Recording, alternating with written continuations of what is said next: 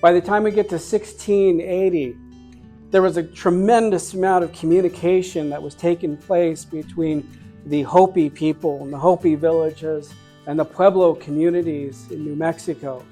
Pope, as we talked about a little bit earlier, had sent messenger runners, not only throughout the native Pueblo communities, Zuni and Acoma and Nambe Pueblo and others in that region, but Pope also sent messenger runners to go far, far west to the Hopi mesas.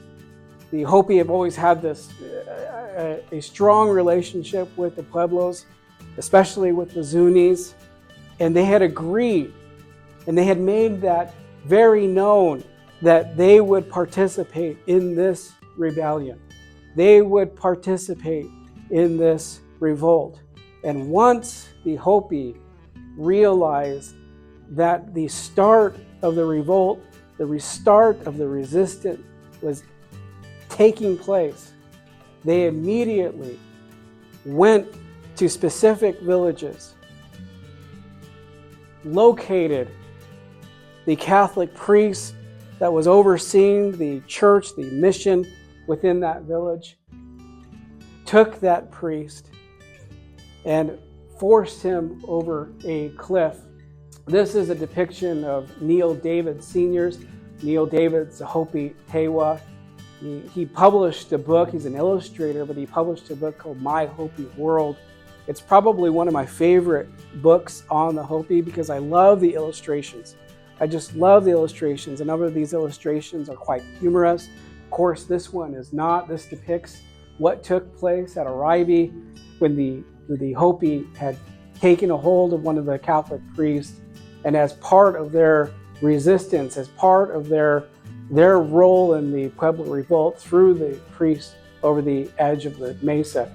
This happened at other villages, including here, as I mentioned, Awatobi and also Shongopovi.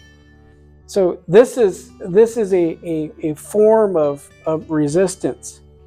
You need to remember that at the village of Awatobi, that the Spaniards not long before this had taken one of their kivas.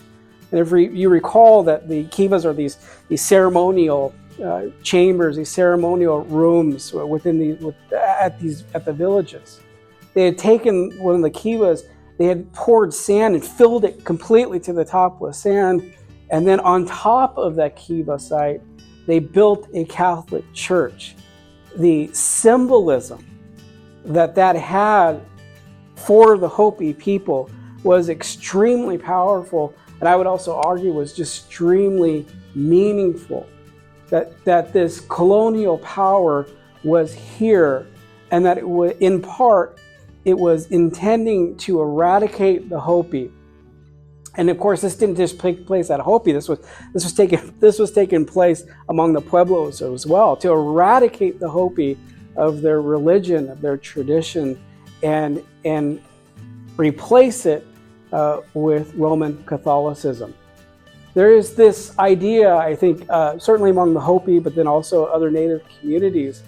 But for the Hopi, they didn't have a problem with the Spaniards practicing their own religion. That wasn't the problem. The problem was when the Spaniards attempted to impose that religion on themselves, on their communities, at the expense of their own Hopi, for lack of a better term, religion, or Hopi ways of understanding and knowing. That was the problem that we had, not just out at Hopi, but that was also a problem among the Pueblos of New Mexico.